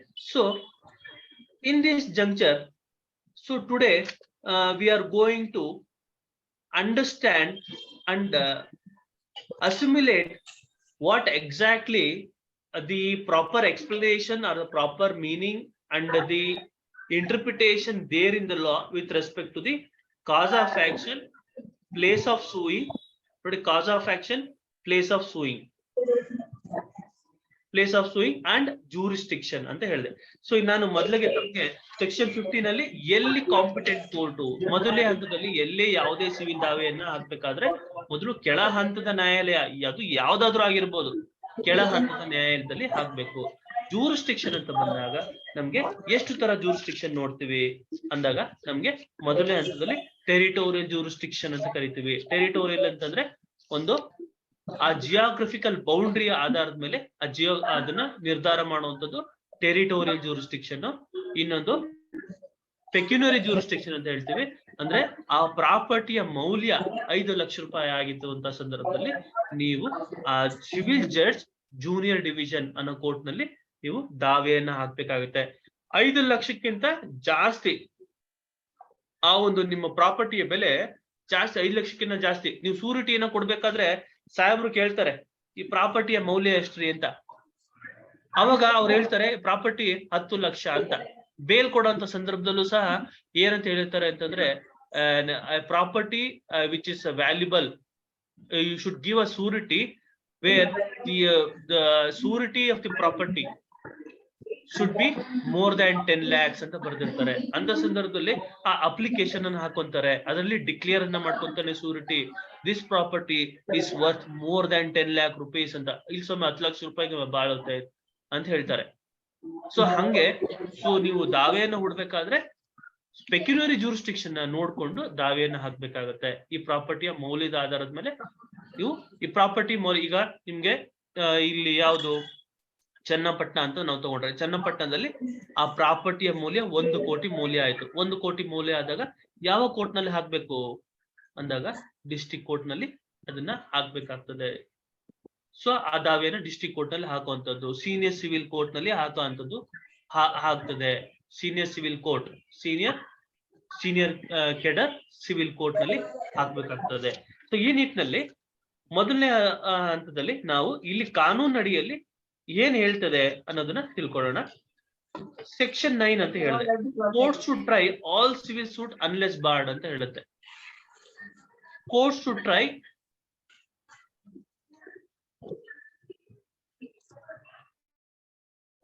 Try all civil suits unless barred ಅಂದ್ರೆ ಅರ್ಥ ಏನು ಅಂದ್ರೆ, ನೋಡಿ, ಈ ಕೋರ್ಟ್ಗಳು ಎಲ್ಲಾ ಸಿವಿಲ್ ಸೂಟ್ಸ್ ಸಹ ತಗೋಬಹುದು, ಟ್ರೈ ಮಾಡಬಹುದು, ಕೇಸನ್ನ ನಡೆಸಬಹುದು, until and unless it is barred by the government. ನೋಡಿ, it is barred by the government ಅಂತ ಹೇಳ್ತೀವಿ. ನೋಡಿ, ಇಲ್ಲಿ ಸೆಕ್ಷನ್ 6 ಅಡಿಯಲ್ಲಿ ಪೆಕ್ಯುನರಿ ಜೂರಿಸ್ಡಿಕ್ಷನ್ ಅಂತಿದೆ, ಪ್ರಿಲಿಮಿನರಿ. ಸಿವಿಲ್ ಪ್ರೊಸೀಜರ್ ಕೋರ್ಟ್ ನಲ್ಲಿ ನಾವು ಏನ್ ತಿಳ್ಕೊಬೇಕು ಅಂತಂದ್ರೆ, ಒಟ್ಟು ನೋಡಿ 158 ಸೆಕ್ಷನ್ಸ್ ಇದ್ದು ಆರ್ಡರ್ಸ್ ನಾವು ಎಷ್ಟು ನೋಡ್ತೀವಿ ಅಂದ್ರೆ 51 ಆರ್ಡರ್ಸ್ ನೋಡ್ತೀವಿ. ನಮ್ಮ ಎಂಟೈರ್ ಒಂದು ಸಿವಿಲ್ ಕೇಸ್ ನಡೆಸಬೇಕಾದ್ರೆ ಇಷ್ಟು ನಾವು ತಿಳ್ಕೊಂಡಿರ್ಬೇಕಾಗ್ತದೆ. ಇದರಲ್ಲಿ ಬೇಸಿಕ್ ಆಗಿ ನಮ್ಗೆ ಮೊದಲನೇ ಹಂತದಲ್ಲಿ ಏನು ಸಬಾರ್ಡಿನೇಷನ್ ಆಫ್ ಕೋರ್ಟ್ಸ್ ಬಗ್ಗೆ ಸೆಕ್ಷನ್ 3 ಅಡಿಯಲ್ಲಿ ಸಬಾರ್ಡಿನೇಷನ್ ಆಫ್ ಕೋರ್ಟ್ಸ್ ಹೇಳುತ್ತೆ. ತದನಂತರ ಪೆಕ್ಯುನರಿ ಜೂರಿಸ್ಡಿಕ್ಷನ್ ಬಗ್ಗೆ ಮಾತಾಡ್ತಾರೆ. Provisions of the small courts, presidency small cause court ಅಂತ ಹೇಳ್ತಾರೆ. ತದನಂತರ ಪಾರ್ಟ್ 1 ಅಡಿಯಲ್ಲಿ suits in general, jurisdiction of the courts and the res judicata ಅನ್ನೋ ಒಂದು ಕಾನ್ಸೆಪ್ಟ್ ಅಲ್ಲಿ ಸೆಕ್ಷನ್ 9 ಅಲ್ಲಿ ಹೇಳ್ತಾರೆ. ನೋಡಿ, section 9 I will try to read section 9 where it is very very important to understand why it is very important. ನೋಡಿ, section 9 ಅಡಿಯಲ್ಲಿ ಯಾವೆಲ್ಲ ಕೇಸ್ಗಳನ್ನ ಕೋರ್ಟ್ನವರು try ಮಾಡಬಹುದು ಅನ್ನೋ ವಿಚಾರನ ನಾನು ತಿಳಿಸ್ಕೊಡ್ತೀನಿ. ನೋಡಿ, the courts are subject to the provision herein contained have jurisdiction to try all suits of civil nature. Civil nature ಅನ್ನೋ ಪದಕ್ಕೆ ಅರ್ಥ ಏನು ಅಂತಂದ್ರೆ, ವಾಟ್ ಈಸ್ ಸಿವಿಲ್ ನೇಚರ್ ಅಂತಂದ್ರೆ, wherever the rights conferred to a person and that rights are infringed by the other person amount to the nature of civil ಅಂತ ಕರಿತೀವಿ. Police complaint ಅನ್ನ ಕೊಡಕ್ ಹೋಗ್ತಾರೆ. ಪೊಲೀಸ್ ಕಂಪ್ಲೇಂಟ್ ಯಾವ ವಿಚಾರವಾಗಿ? ಜಮೀನಿನ ವಿಚಾರವಾಗಿ ಕೊಡಕ್ ಹೋಗ್ತಾರೆ ಪೊಲೀಸ್ ಕಂಪ್ಲೇಂಟ್. ನೋಡ್ರಿ, ಇವ್ರು ನಮ್ ಜಮೀನನ್ನ ಅಕ್ವೈರ್ ಮಾಡ್ಬಿಟ್ಟಿದ್ದಾರೆ ಸರ್, ಇವ್ ಏನಾದ್ರು ಮಾಡಿ ಬಿಡಿಸ್ಕೊಡಿ ಅಂದಾಗ ಪೊಲೀಸ್ನವರು ಒಂದು ಎಂಡಾಸ್ಮೆಂಟ್ ಕೊಡ್ತಾರೆ. ಏನಂತ ಎಂಡಾಸ್ಮೆಂಟ್ ಕೊಡ್ತಾರೆ ಅಂದ್ರೆ, ನೋಡಿ, ಇದು ಸಿವಿಲ್ ಪ್ರಕರಣ ಆಗಿರೋದ್ರಿಂದ ನೀವು ನ್ಯಾಯಾಲಯದಲ್ಲಿ ಇತ್ಯರ್ಥ ಪಡಿಸ್ಕೋಬೇಕು, ಹಾಗಾಗಿ ಅಂತ ಹೇಳಿ ಒಂದು ಹಿಂಬರಹನ ಕಳಿಸ್ಬಿಡ್ತಾರೆ. ಯಾಕೆ ಅಂತಂದ್ರೆ ಅದು it is civil in nature. When ever the rights accrued by a party where each rights are being infringed by the other party amounts to civil in nature. The dispute is in civil in nature ಅಂತ ಅಂತೀವಿ. ಈಗ the court shall subject to the provision in content having jurisdiction to try all suits, ಎಲ್ಲಾ suits of a civil nature, ಎಲ್ಲ civil nature ಇರ್ಬೋದು, excepting suits of which their cognizance is either expressly or impliedly barred ಅಂತ ಹೇಳ್ತಾರೆ. Express ಅಂದ್ರೆ ಏನು? ಹೇಳ್ಕೊಳ್ಳುವಂಥದ್ದು. Implied ಅಂತಂದ್ರೆ ಏನು? Implied ಅಂದ್ರೆ ಹೇಳೋದೇ ಅಲ್ಲ. ಈಗ ನಾನು ನಿಮ್ಗೆ ಅರ್ಥ ಆಗ್ತಿದ್ಯಾ ಅಂತ ನಾನು ಕೇಳ್ತೀನಿ, ನೀವು ಏನು ಮಾತಾಡಲ್ಲ, ಅವಾಗಾದ್ರೆ ಅದ್ರ ಅರ್ಥ ಏನು ಅಂತಂದ್ರೆ it is an implied thing that you are understanding what I am saying ಅಂತ. So where the cognizance to try the civil suit is expressly and impliedly barred. ನೋಡ್ರಿ, ಈ ಕೇಸ್ಗಳು ಲೇಬರ್ ಕೋರ್ಟ್ಗಳು ಮಾತ್ರ ನಡೆಸೋ ಅಂತ ಅಧಿಕಾರ ಇದೆ, ಈ ಕೋರ್ಟ್ಗೆ ಅಧಿಕಾರ ಇಲ್ಲ. ಬರ್ತ್ and deaths, certificate of birth and deaths, ಆ ಒಂದು ಅಪ್ಲಿಕೇಶನ್ ಅನ್ನ ಮೊನ್ನೆ ಇತ್ತೀಚೆಗೆ ಇವ್ರು ಕೊಟ್ಬಿಟ್ಟಿದ್ರು. ಯಾರಿಗೆ? ತಹಶೀಲ್ದಾರ್ಗೆ ಕೊಟ್ಟಿದ್ರು ಆ ಅಧಿಕಾರವನ್ನ. ಮುಂಚೆ ಏನು ಕಮಿಷನರ್ ಫಾರ್ ವರ್ಕ್ಮನ್ ಕಾಂಪನ್ಸೇಷನ್ ಅಂತ ಇತ್ತು, ಲೇಬರ್. ಅದು ಕಮಿಷನರ್ ಫಾರ್ ವರ್ಕ್ಮನ್ ಕಾಂಪನ್ಸೇಷನ್ ಅಧಿಕಾರಿಗಳು ಏನ್ ಮಾಡ್ತಾ ಇದ್ರು ಅಂದ್ರೆ ಆ ಕಾಂಪನ್ಸೇಷನ್ ಅನ್ನ ಆ ಒಂದು ಆ ಕಾರ್ಖಾನೆಯಲ್ಲಿ ಏನಾದ್ರೂ ಅವಘಡ ಆದಂತ ಸಂದರ್ಭದಲ್ಲಿ, ಆ ಕೈ ಏಟಾಯ್ತು, ಕಾಲ್ ಏಟಾಯ್ತು, ಅಥವಾ ಸತ್ತೇ ಹೋದ್ರು ಅಂತ ಸಂದರ್ಭದಲ್ಲಿ ಆ ಕಾಂಪನ್ಸೇಷನ್ ನ ಕೊಡುವಂತ ಅಧಿಕಾರ ಆ ಲೇಬರ್ ಆಫೀಸರ್ಸ್ ಅಥವಾ ಕಾರ್ಮಿಕ ಅಧಿಕಾರಿಗಳಿಗೆ ಇರ್ತಿತ್ತು. ತದನಂತರ ಆ ಕಾರ್ಮಿಕ ಅಧಿಕಾರಿಗಳಿಗೆ ಆ ಒಂದು ಲಾ ಡಿಗ್ರಿ ಇರೋದಿಲ್ಲ. ಅವರು they are not suitable for adjudicating the cases with respect to the workman compensation as they are not qualified under the law. They are not qualified and competent a degree to entertain the suit ಅಂತ ಹೇಳಿ ಅದನ್ನ ಆ ಒಂದು powers ನ ಮತ್ತೆ civil ಕೋರ್ಟ್ಗೆ ಕೊಟ್ರು, labour ಕೋರ್ಟ್ಗೆ ಕೊಟ್ಬಿಟ್ರು. ಸೊ ಅದನ್ನ ಏನು ಗೌರ್ಮೆಂಟ್ ನೋಟಿಫಿಕೇಶನ್ ಮಾಡಿ ಇಂಥ ಕೋರ್ಟ್ಗಳೇ ನಡೆಸಬೇಕು, SC/ST ಮ್ಯಾಟರ್ಗಳು ಆ ಒಂದು ಪ್ರಾಪರ್ ಕೋರ್ಟ್ ಅಲ್ಲೇ ನಡೆಸಬೇಕು. SC/ST ಕೋರ್ಟ್, ಸ್ಪೆಷಲ್ ಕೋರ್ಟ್ ಅಂತ ನಾವು ಕರಿತೀವಿ. ಆ ಸ್ಪೆಷಲ್ ಕೋರ್ಟ್ ಅಲ್ಲಿ ಸ್ಪೆಷಲ್ CC ಅಂತ ನಾವು ಕರಿತೀವಿ. ಸ್ಪೆಷಲ್ CC ಅಂದ್ರೆ ಸ್ಪೆಷಲ್ ಕ್ರಿಮಿನಲ್ ಕೇಸಸ್ ಅಂತ ಹೇಳಿ. ಸ್ಪೆಷಲ್ ಕ್ರಿಮಿನಲ್ ಕೇಸಸ್, SC/ST ಮ್ಯಾಟರ್ಗಳು, ಅಟ್ರಾಸಿಟಿ ಮ್ಯಾಟರ್ಗಳೆಲ್ಲ ಅದರದ್ದೇ ಆದಂತ ಒಂದು ನ್ಯಾಯಾಲಯ ಫಿಕ್ಸ್ ಮಾಡಿರ್ತದೆ. ಆ ಕೋರ್ಟ್ ಅಲ್ಲೇನೆ ಅದನ್ನ ಇತ್ಯರ್ಥ ಮಾಡ್ಬೇಕು. ಅದನ್ನ ನೀವು ತಗೊಂಡೋಗಿ ಸಿವಿಲ್ ಕೋರ್ಟ್ ನಲ್ಲಿ ಹಾಕಿದ್ರೆ it is border under the law. It is barred under the law. It is barred where section 9 hit the jurisdiction, the court, where that suit has to be exercised by the competent court, where the competent court is the labor court, or the competent court is the POCSO court, or the competent court is the special court, which is particularly formed for adjudicating particular cases. ಮಹಿಳಾ ನ್ಯಾಯಾಲಯ ಅಂತ ಇಲ್ಲ, ಕೌಟುಂಬಿಕ ನ್ಯಾಯಾಲಯ ಅಂತ ಹೇಳ್ತಾರೆ. ನಾನು divorce ಅರ್ಜಿಯನ್ನ ಸಿವಿಲ್ ಕೋರ್ಟ್ ನಲ್ಲಿ ಹಾಕೊಬೋದಾ ಅಂತಂದ್ರೆ ಸಿವಿಲ್ ಕೋರ್ಟ್ ಜೂನಿಯರ್ ಡಿವಿಷನ್ ಅಲ್ಲಿ ಅಥವಾ ಸಿವಿಲ್ ಕೋರ್ಟ್ ಸೀನಿಯರ್ ಡಿವಿಷನ್ ಅಲ್ಲಿ ಹಾಕೊಬೋದಾ ಅಂತ ಕೇಳಿದ್ರೆ, ನೀವು ಡಿವೋರ್ಸ್ ಅಪ್ಲಿಕೇಶನ್ ಅನ್ನ ಸಿವಿಲ್ ನ್ಯಾಯಾಧೀಶರ ಒಂದು ಕೋರ್ಟ್ ನಲ್ಲಿ ಹಾಕೊಳ್ಳಿಕ್ ಬರೋದಿಲ್ಲ. ಸೀನಿಯರ್ ಸಿವಿಲ್ ಕೋರ್ಟ್ ನಲ್ಲಿ ಹಾಕೊಬೋದ ಅಂದ್ರೆ ಹಾಕೊಳ್ಳಿಕ್ ಬರೋದಿಲ್ಲ. ಡಿಸ್ಟ್ರಿಕ್ಟ್ ಕೋರ್ಟ್ ಕೆಡರ್ ಅಲ್ಲಿ ಆ ಒಂದು ಪ್ರಕರಣವನ್ನು ಇತ್ಯರ್ಥ ಮಾಡಬೇಕು ಅಂತ ಕಾನೂನು ಅಡಿಯಲ್ಲಿ ಉಲ್ಲೇಖ ಆಗಿದೆ, ನೋಟಿಫಿಕೇಶನ್ ಆಗಿದೆ. ಹಾಗಾಗಿ ಡಿವೋರ್ಸ್ ಮ್ಯಾಟರ್ಗಳನ್ನ ನೀವು ಡಿಸ್ಟ್ರಿಕ್ಟ್ ಕೋರ್ಟ್ ನಲ್ಲಿ ಹಾಕ್ಬೇಕಾಗ್ತದೆ. ಡಿವೋರ್ಸ್ ಮ್ಯಾಟರ್ ನೀವು ಯಾವುದೇ ಡಿವೋರ್ಸ್ ಕೇಸ್ಗಳನ್ನ ನೋಡಿ, ಎಲ್ಲಾ ಕೋರ್ಟ್ ಒಂದು ಡಿವೋರ್ಸ್ ಮ್ಯಾಟರ್ಗಳನ್ನ ಪರ್ಟಿಕ್ಯುಲರ್ ಆಗಿ ಡಿಸ್ಟ್ರಿಕ್ಟ್ ಕೋರ್ಟ್ಗಳು ಅದನ್ನ ನಡೆಸ್ತವೆ. ಫ್ಯಾಮಿಲಿ ಕೋರ್ಟ್ ಬೆಂಗಳೂರಿನಲ್ಲಿ ಫ್ಯಾಮಿಲಿ ಕೋರ್ಟ್ ಕಾಂಪ್ಲೆಕ್ಸ್ ಅಂತಾನೆ ಮಾಡಿದ್ದಾರೆ. ಅಲ್ಲಿರೋಂಥ ಎಲ್ಲಾ ಫ್ಯಾಮಿಲಿ ಕೋರ್ಟ್ ಸಹ ಅಲ್ಲಿರೋಂಥವ್ರು ಎಲ್ಲರೂ ಸಹ ಡಿಸ್ಟ್ರಿಕ್ಟ್ ಕೆಡರ್ ಜಡ್ಜಸ್ ಆಗಿರ್ತಾರೆ. So expressly or impliedly barred, ಅದು ನಾವು ಸೆಕ್ಷನ್ 9 ನಲ್ಲಿ ನಾವು ನೋಡ್ತೀವಿ. A suit in which the right to property or to an office is contested in a suit of civil nature, notwithstanding that such right may depend entirely on the decision of the question as to religious rights or ceremonies. ಅಥವಾ religious rights, ಧರ್ಮದ ವಿಚಾರವಾಗಿ ಬಂತು ಅಥವಾ ಒಂದು ಆ ceremony ವಿಚಾರವಾಗಿ ಬಂತು ಅಂದ್ರೆ ಆ ಒಂದು ಪರ್ಟಿಕ್ಯುಲರ್ ಆಫೀಸ್ ಅಂತ ಏನಾದ್ರು ನೋಟಿಫೈ ಮಾಡಿದ್ರೆ ಅಲ್ಲೇ ಕೇಸನ್ನು ಹಾಕ್ಬೇಕಾಗುತ್ತೆ. For the purpose of this section, it is immaterial whether or not any fees are attached to the office referred to explanation 1 or whether or not such office is attached to a particular place. Particular place ನೋಡಿ, ಈ ಒಂದು ಪ್ರಕರಣಗಳನ್ನ ಇದೇ ಕೋರ್ಟ್ನವರು ಅಂತ notify ಮಾಡಿದ್ರೆ ಗೌರ್ಮೆಂಟ್ನವರು ಅದೇ court ಅಲ್ಲಿ ನ್ಯಾಯಾಲಯವನ್ನ ಮಾಡ್ಬೇಕಾಗ್ತದೆ. So ಅದು ನಾವು ಸೆಕ್ಷನ್ 9 ಅಲ್ಲಿ ನಾವು ನೋಡ್ತೀವಿ. ನೋಡಿ, section 16 suits to be instituted where subject matter situated. ಎಲ್ಲಿ ಸಬ್ಜೆಕ್ಟ್ ಮ್ಯಾಟರ್ ಇರುತ್ತೆ ಆ ಸಬ್ಜೆಕ್ಟ್ ಮ್ಯಾಟರ್ ವಿಚಾರದಲ್ಲಿ ಸೂಟ್ ಅನ್ನ ನಡೆಸಬೇಕು. Subject to the pecuniary or other limitation prescribed by law, suits for the recovery of immovable property with or without rent or profits. ನೋಡಿ, HRC ಕೇಸ್ಗಳಂತ ನಾವು ಕರಿತೀವಿ. HRC ಕೇಸ್ಗಳಂತಂದ್ರೆ ಹೌಸ್ ರೆಂಟ್ ಕಂಟ್ರೋಲ್ ಕೇಸಸ್ ಅಂತ ಹೇಳಿ. ಹೌಸ್ ರೆಂಟ್ ಕಂಟ್ರೋಲ್ ಕೇಸಸ್ ಅಂದ್ರೆ HRC cases. HRC cases ನಿಮ್ಗೆ particular ಆಗಿ ಏನು ಆ ಒಂದು ಪರ್ಟಿಕ್ಯುಲರ್ ನ್ಯಾಯಾಲಯಗಳಿರ್ತದೆ, ಸಿವಿಲ್ ಇರ್ತದೆ. ಆ ನ್ಯಾಯಾಲಯಗಳು ಅದನ್ನ ರೆಂಟ್ ವಿಚಾರದಲ್ಲಿ ಅಡ್ಜುಡಿಕೇಟ್ ಮಾಡಬೇಕು. ಆ ರೆಂಟ್ ಕೇಸಲ್ಲಿ ನಿಮ್ಗೆ ಏನಾದ್ರು ಓನರ್ಶಿಪ್ ಮೇಲ್ ಬಂತು ಅಂದ್ರೆ ನೀವು ಬೇರೆ ಕೋರ್ಟ್ಗೆ ಹೋಗ್ಬೇಕಾಗ್ತದೆ. ನಿಮ್ಗೆ ಏನಿದ್ರು ರೆಂಟ್ ಅರಿಯರ್ಸ್ ವಿಚಾರವಾಗಿ ನೀವು ರೆಂಟ್ ಸಮಯ ಕೊಟ್ಟಿಲ್ಲ ಇವನು, ಹಂಗಾಗಿ ಇವನು ಹೊರಗಡೆ ಹಾಕಿದ್ದೀನಿ ಅಂತ ಹೇಳಿ ಹೊರಗಡೆ ಹಾಕಿರ್ತಾನೆ. ಸೊ ಆ ಒಬ್ಬ ಟೆನೆಂಟ್ ಹೋಗ್ಬಿಟ್ಟು ರೆಂಟ್ ಕಂಟ್ರೋಲರ್ ಗೆ ಕಂಪ್ಲೇಂಟ್ ಅನ್ನ ಕೊಟ್ಟು ರೆಂಟ್ ಕಂಟ್ರೋಲ್ ಅಥಾರಿಟಿಲಿ ಆ ಒಂದು ಕೇಸನ್ನ ನಡೀತಾ ಇರುತ್ತೆ. ಯೂಶುವಲ್ ಆಗಿ ರೆಂಟ್ ಕಂಟ್ರೋಲರ್ ಕೇಸಸ್ ಸಹ ಆ ಏರಿಯಾದಲ್ಲಿ ಇರೋಂತ ಅಸಿಸ್ಟೆಂಟ್ ಕಮಿಷನರ್ ಇರ್ಬೋದು ಅಥವಾ ತಹಶೀಲ್ದಾರ್ ಇರ್ಬೋದು, ಅವರು ರೆಂಟ್ ಕಂಟ್ರೋಲರ್ ಆಗಿರ್ತಾರೆ.